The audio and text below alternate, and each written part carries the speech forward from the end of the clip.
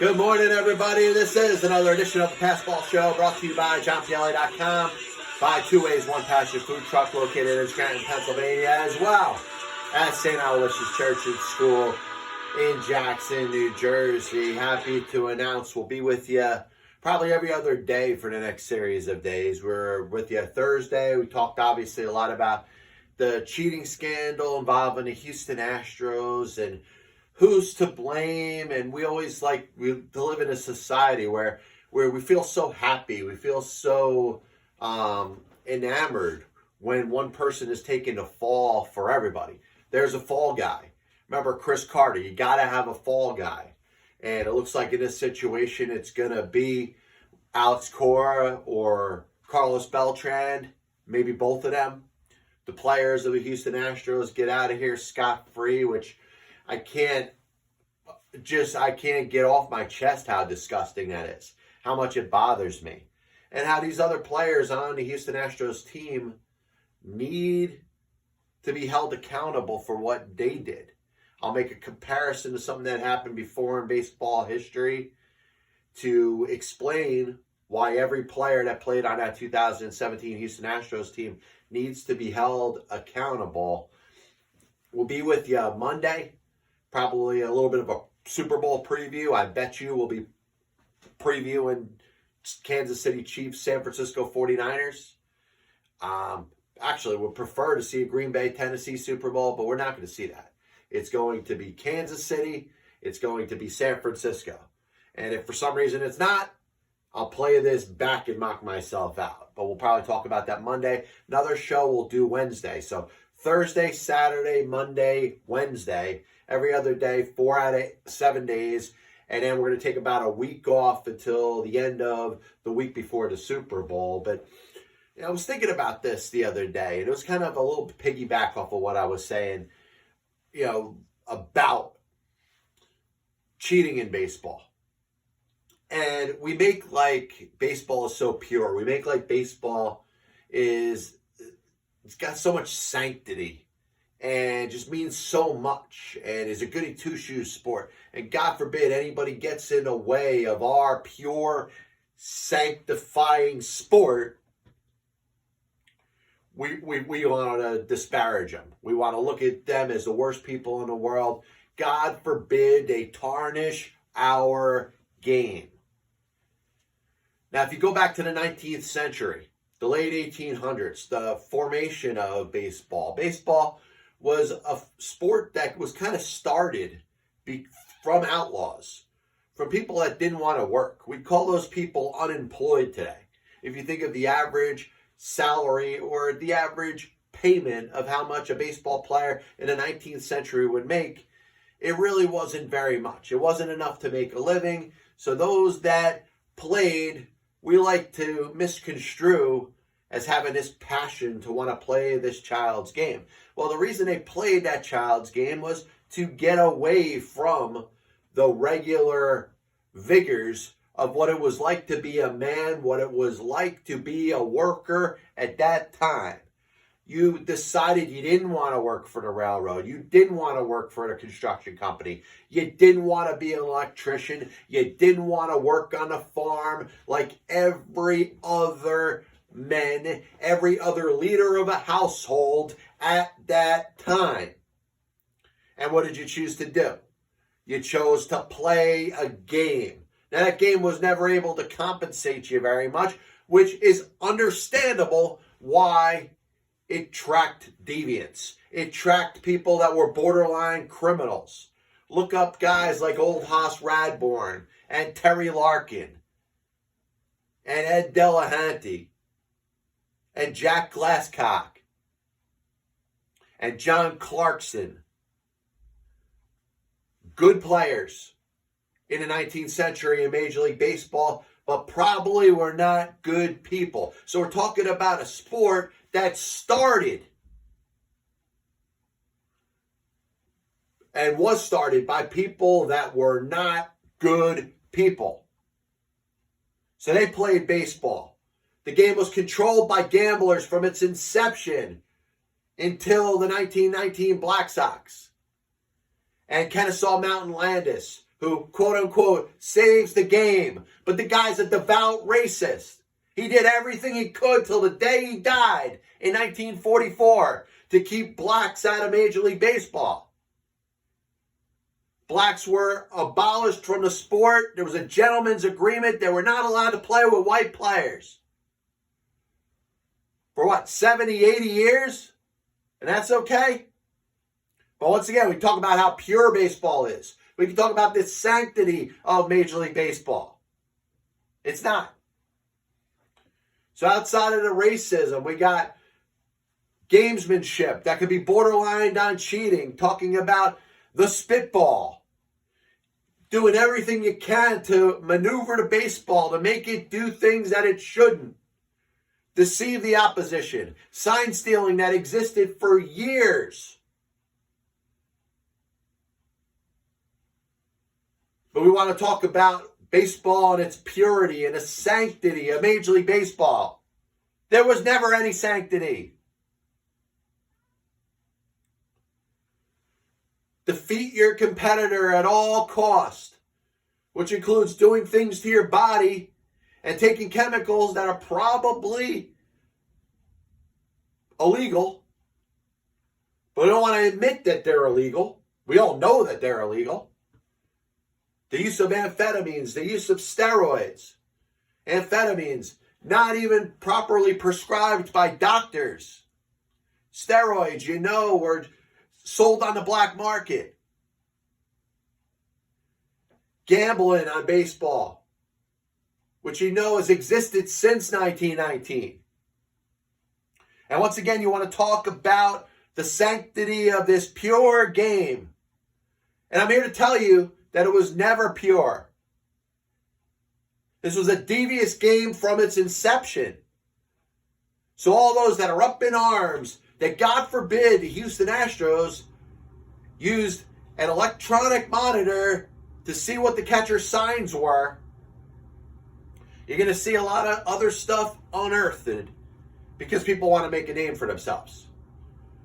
Whether it's the son of a former baseball player, whether it's the lost son of a former baseball player, whether it's the niece of a former baseball player, whether it's a former baseball player themselves. And I'm not going to give any credibility to any innuendo that you hear right now, because that's all it is. Whenever there's a scandal, people want to make a name for themselves. So it's hard to believe when somebody's like, now I'm going to tell you that Tony La Russa was using a camera in the 1990s, maybe manipulating signs through the center field camera when he was the manager of the Oakland Athletics. Now I'm going to choose to say that Mike Trout may or may not be taking a human growth hormone for a thyroid condition.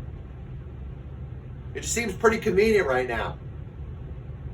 And we live in a society that is obsessed with attention. You know why? Because attention sells. Attention gets clicks. Attention gains followers. So why not sell your soul for that attention? But that's not what I'm here to talk about today. The problem I have with Major League Baseball is the game has always been devious. And devious is probably the best state that Major League Baseball has ever been in. But you can talk about how the Astros manipulated their cameras, were wearing buzzards. I have a problem with what they did, absolutely. But let's not make like they took this pure game that had so much sanctity and threw it in the garbage.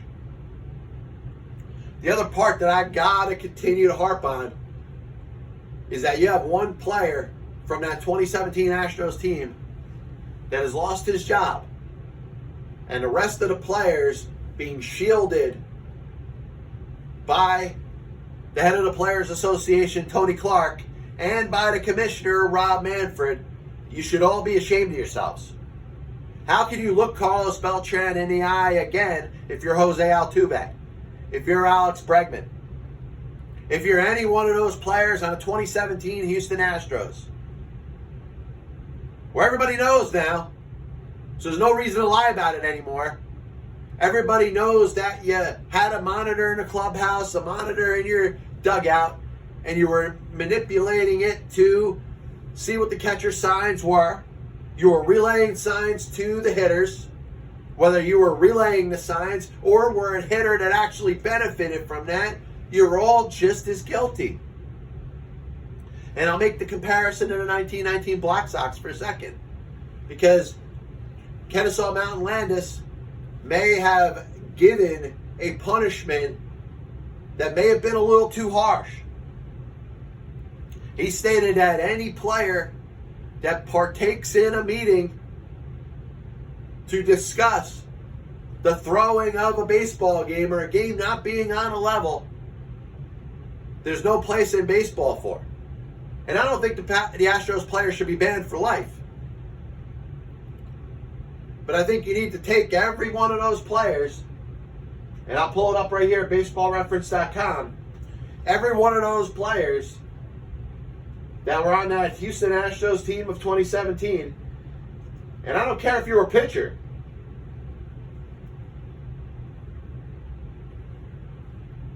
There should be an indefinite suspension. There should be a suspension of a year for every player that was on that team. Now, some players are no longer active. We know about Beltran, who's already taken his punishment. Now, you may want to say, oh, well, it wasn't handed out by Major League Baseball. All right. But there was a reason that Carlos Beltran was the only player that was named in that report. It wasn't because all the other players were goody two-shoes and Carlos Beltran was the one twisting their arm, making them do stuff that they didn't want to do. There was more guilt than innocence when it comes to these players. You want to go after Brian McCann because he's not active anymore? Evan Gattis?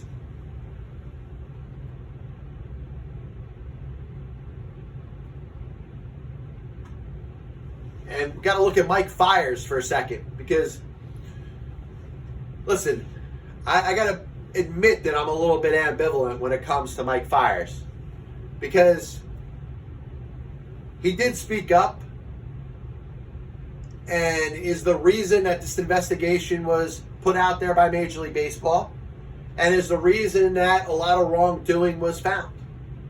So in a society where we talk about anonymous reporting, where people don't want to put the name to it, don't want to put their name behind anything, want to say, I'm John Q, anonymous player, basically allowing for a reporter to write another embarrassing story, Mike Fiers did something that most players don't do. They had something to say and they put their name behind it. But Mike Fiers only spoke up when it benefited the most to him. Only spoke up when he was a member of the Astros' rival Oakland Athletics, who played in the same division and were competing with the Houston Astros for supremacy in the American League West. It only benefited Mike Fiers then. Mike Fiers would have earned a ton more respect from me and a lot of other people had he spoke up during the 2017 Houston Astros season. If he had something to say then, sure, he could have been blacklisted from that team. He could have been released. The Astros could have released him out of his contract. It's happened before. There's been a player that has become that much of a distraction, either positively or negatively, either good for baseball, not good for baseball, either telling the truth or not telling the truth. And that player is removed from the roster and the team moves on. If Mike Fiers wanted to go full documentary mode, wanted to be that true baseball hero, he would have spoke up in 2017. He chose not to do that. That's his prerogative. He served himself the best. He got his World Series share. He got his World Series ring from the Houston Astros of 2017, who cheated. So he took every last benefit of the cheating and served himself with it. And then a couple of years later, when he's playing for the Oakland Athletics, Probably because he's pissed off that the Houston Astros didn't want him anymore. They let him go as a free agent. He signed with the Detroit Tigers. He was traded to the Oakland Athletics. The Astros didn't want him anymore. So bitter Mike Fiers decides to talk about something that happened a couple of years ago. And like I said, I'm ambivalent about this because when you talk about society where there's so much anonymous reporting that's being done, the media does a terrible job right now. And I'm calling out all writers because the media needs to push for more names to be behind stories. And they've left it as an option. Hey, I'll write this story for you if you don't put your name behind it. But what you don't understand as the reporter, and I don't care how much experience you have, I don't care how good of a writer you are, I don't care what national outlet you write for. The story is not a story unless there's a real person in it. And you can say there's a real person in it, but because you're with an agreement with that person to not reveal their name, which is fair, I'm not asking you to go behind somebody's back, say you're not going to reveal their name and reveal their name. That wouldn't be in good taste. I get it.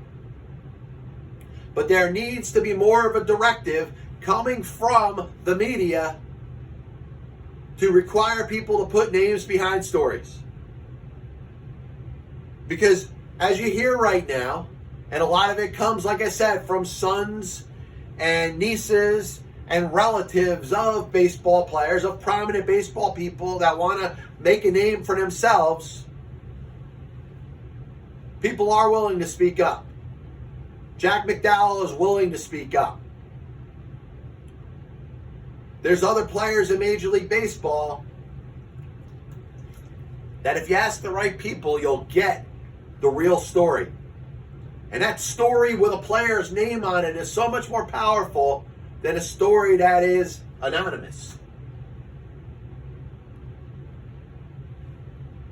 So let me repeat, because a lot of people still don't understand. They look at, oh my God, is baseball ever going to recover from this? There's two things you can say about Major League Baseball. Number one, it is a part of American history. Dates back to the days of the Civil War. When you think of apple pie, you think of baseball. When you think of the blues, you think of baseball. When you think of green grass and freedom, you think of baseball. Like James Earl Jones' character in Field of Dreams, Terrence Mann. The one constant has been baseball. And we tend to enshrine it in our heads to make like there's nothing wrong with baseball. There's a lot wrong with baseball. And there's a lot wrong with America. The country itself has had its ups and downs. Baseball has had its ups and downs. And it's amazing that we tend to look at this game to make it seem more pure, to say there's so much sanctity in it. But the problem really exists is that this is a devious game from the beginning. Like I said, the hardworking men of the 19th century that were working on a railroad, that were working on construction sites, that were electricians, that were farmers, then they were already outcasts. The people that didn't want to work, the people that didn't want to work on a railroad, didn't want to work on construction sites, did not want to be electricians, and did not want to work on the farm. They decided they were going to go grab their tub of liquor, go on a baseball field, and play this game. The game was started by deviants. The game was started by people that in some cases were borderline criminals, and some of them were. Terry Larkin killed a man. You have a game that wasn't started with the best of people. Gamblers controlled the game for 50 years. So how is that pure? As we hit what we'll call the halfway point here in the Pass Ball Show. Reminder brought to you by JohnPLA.com, by Two Ways, One Passion Food Truck located in Scranton, Pennsylvania, as well as St. Aloysius Church and School in Jackson, New Jersey. Baseball, unfortunately, is not that perfect game that we make it out to be. Racism, 70 to 80 years, where we refuse to allow blacks to play the same game as whites. A commissioner, and the great Monty Irvin told me this, and may God rest his soul. Great, great man, Monty Irvin was. And he said this to me. He said, there was a connection between the Black Sox scandal and the time that was spent between that and Jackie Robinson making his Major League debut. If it wasn't for the Black Sox scandal, Kenesaw Mountain Landis would not have been the commissioner of Major League Baseball. He would not have been brought in as an independent arbiter to look out for, quote-unquote, the best interest in the game. And Kenesaw Mountain Landis was the most devout racist that you can ever compare somebody to. And he kept blacks out of baseball, and he also had a lifetime contract. So Kenesaw Mountain Landis was not going to allow blacks to be in baseball until the day he died. And that was 1944. And he was adamant about it. There was nothing that was ever going to happen that was going to change his mind. He hated black people. He was a racist.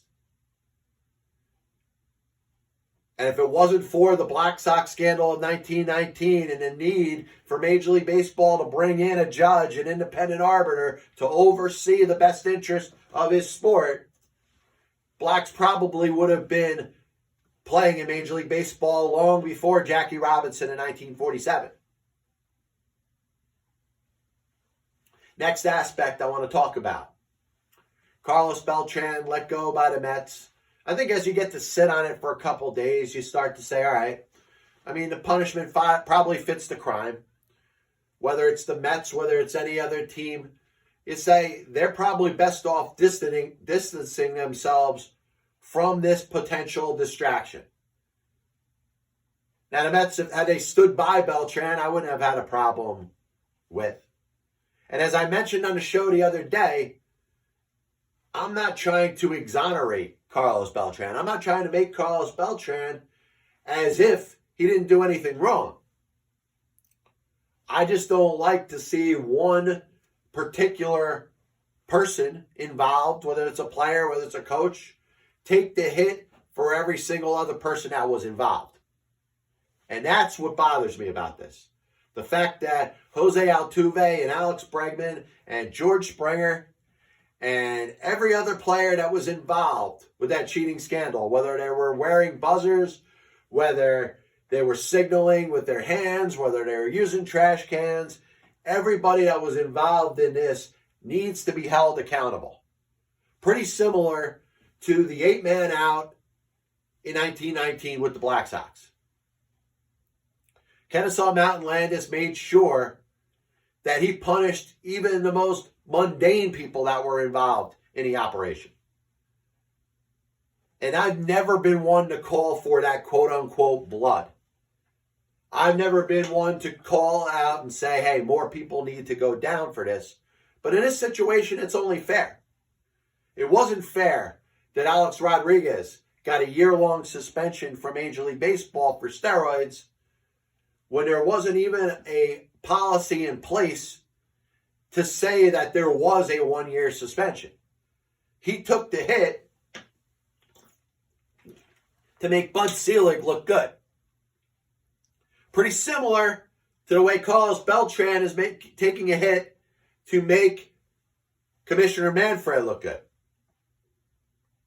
Yet there's going to be players in the Houston Astros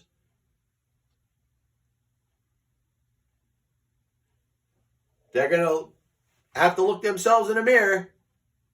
How do you talk to Carlos Beltran again after you just said, hey, Because you're not an active player anymore, you're going to take the hit for all of us.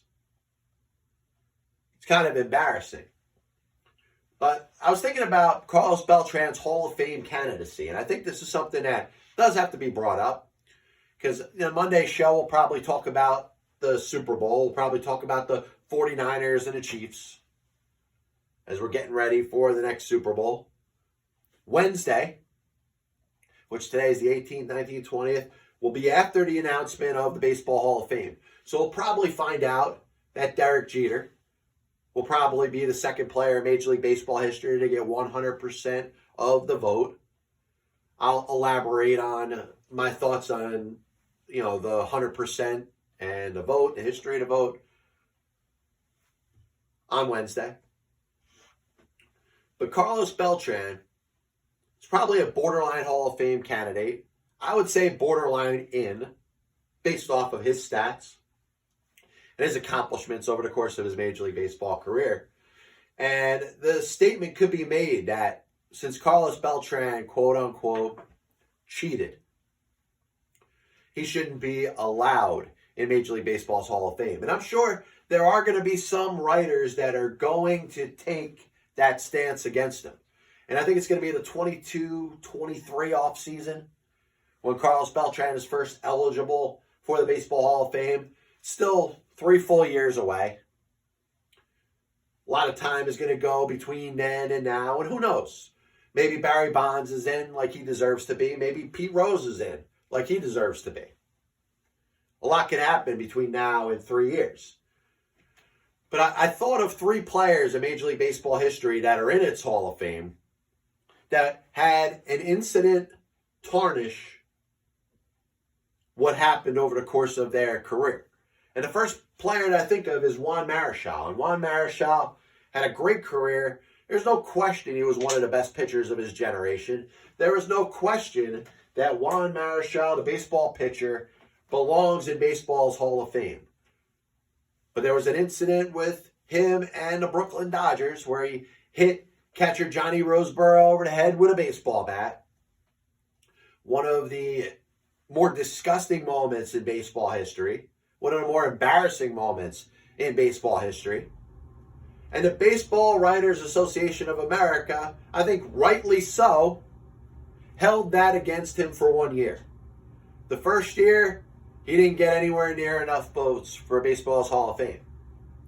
Second year, he got in. Fergie Jenkins, great pitcher.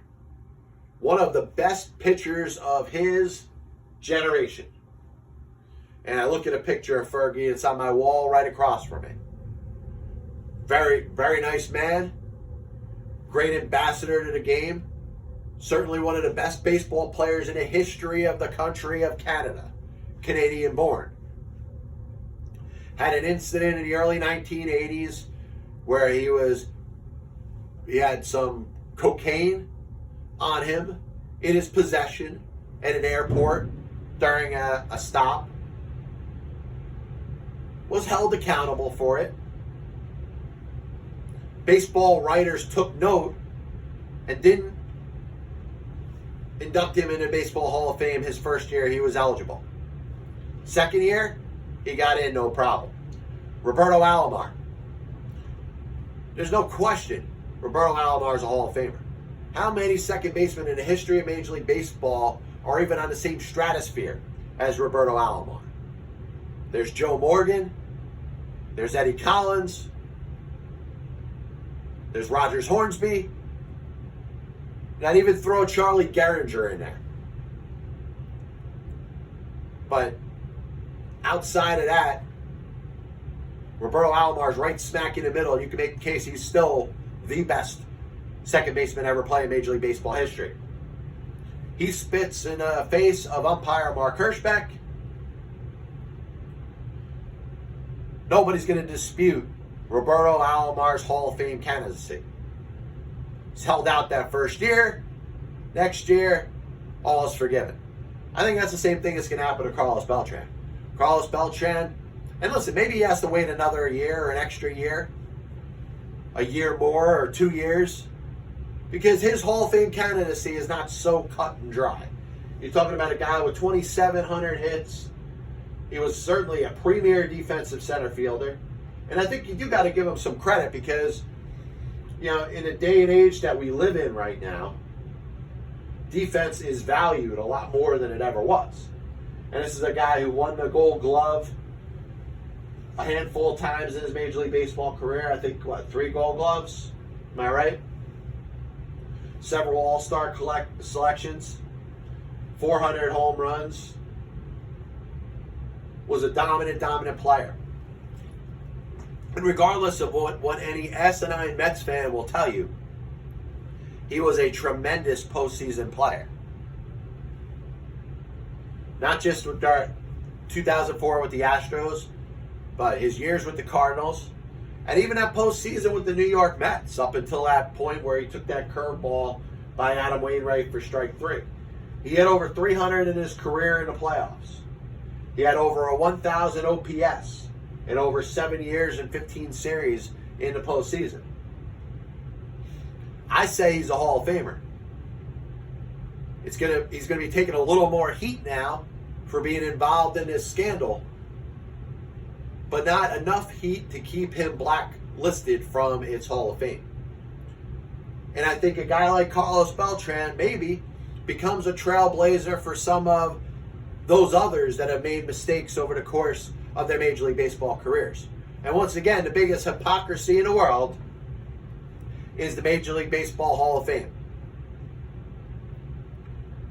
The Baseball Hall of Fame has a picture of what they envision baseball is, as being pure, as containing this sanctity, and none of it's true. Not even a little bit.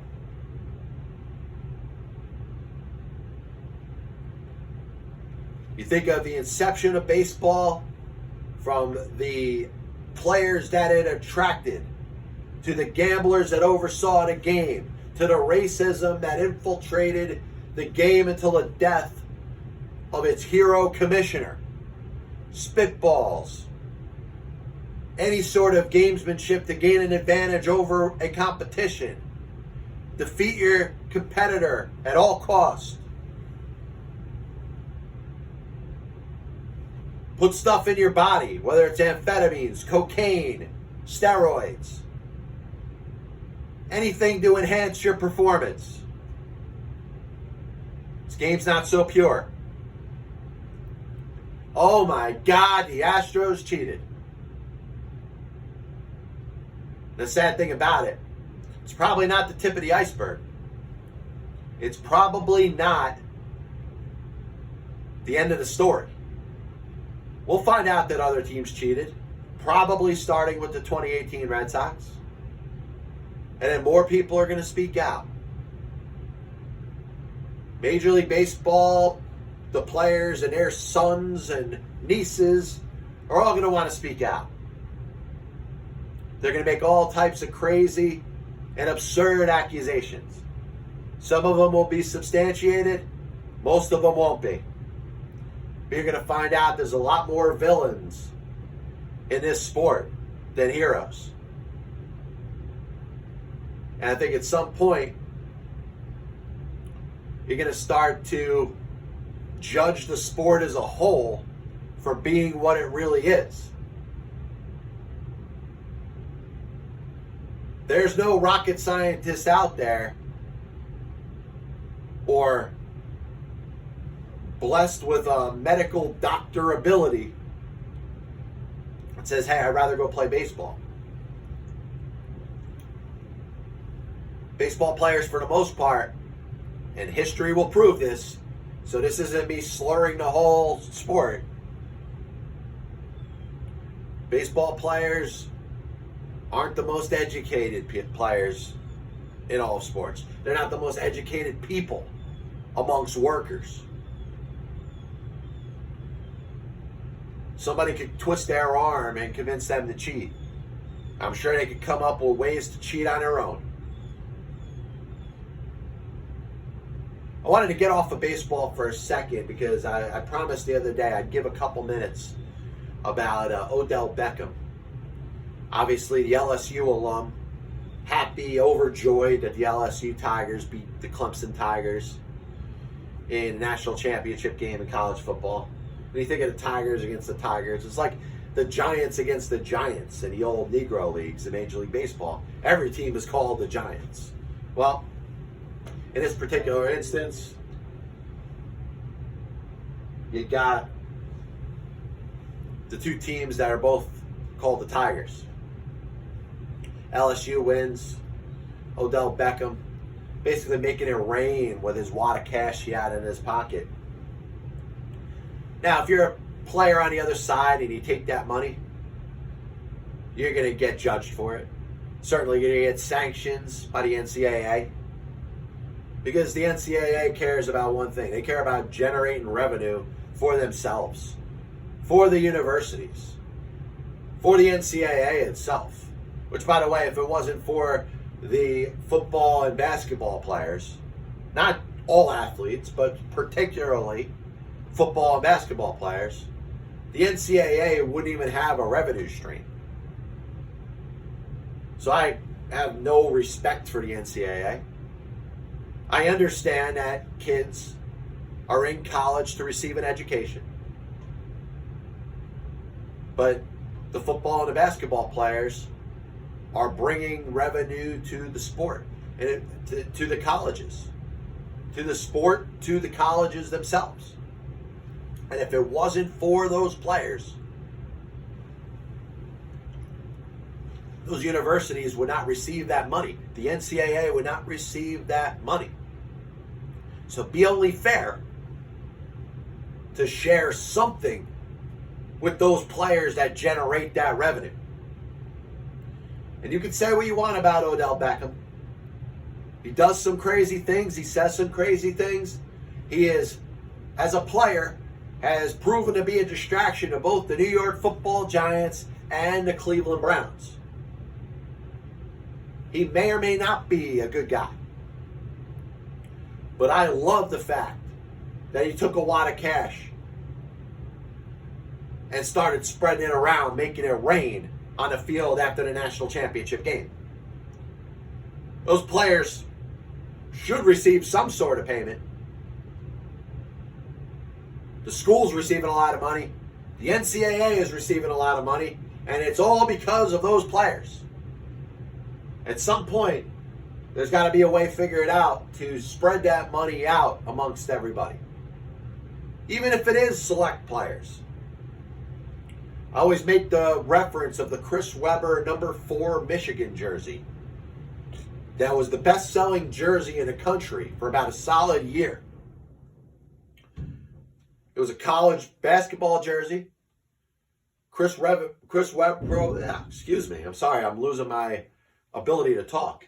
Chris Webber was not entitled to any profits that came off the sale of that jersey. Though that number 4 Michigan jersey was the highest selling jersey amongst anyone in the country for any sport at that time. He deserved some sort of payoff. Some sort of royalty to the fact that his name was being used to be profited by Nike, profited by Reebok, profit from Michigan, profit from the NCAA, and nothing went to Chris Webber. A little bit of a recap of the show today, and as always, thank you for tuning in. We'll be back with you Monday around the same time, same damn channel on YouTube, on iTunes, Google Play. Don't forget, 1 Minute Bites on Instagram. Screw Facebook. Screw Twitter. Baseball, since its inception, has been controlled by deviant minds, deviant athletes, borderline criminals in the 19th century that started baseball. Yet we like to focus on the sanctity and the pureness of baseball from its inception. A game controlled by the gamblers for 50 years. A game controlled by racism, outlaw of blacks from 1884 to 1947. Spitball, gamesmanship, amphetamines, cocaine, steroids, all types of cheating scandals have been part of baseball for 150 years. Stop calling it pure. Stop talking about the sanctity of baseball. And there isn't any bigger hypocrisy out there than the Baseball Hall of Fame. It's a ruse. It's a cunning attempt to trick you. The Baseball Hall of Fame is about something that baseball never was. So please, understand that. Talked about Carlos Beltran and his Hall of Fame candidacy. And I compare him more to Juan Marichal, to Fergie Jenkins, to Roberto Alomar. Players that made mistakes that were noted, but didn't take away from how great of players they were. Pete Rose, where does he rank in all this? 4,256 hits. Every one of them was earned. Every one of them was legitimate. Nobody won more games as a player. Nobody played in more games as a player. Nobody had more plate appearances, at-bats, hits, or singles in the history of Major League Baseball than Pete Rose. And I don't care if he bet on the Reds to lose every game as manager. That has nothing to do with anything that he did on the field in the 23 years he played in Major League Baseball. We'll be back with you Monday. Enjoy your NFL Championship Sunday. Get ready for the Chiefs and 49ers in the next Super Bowl. God bless you. And as always, I'll see you on the other side.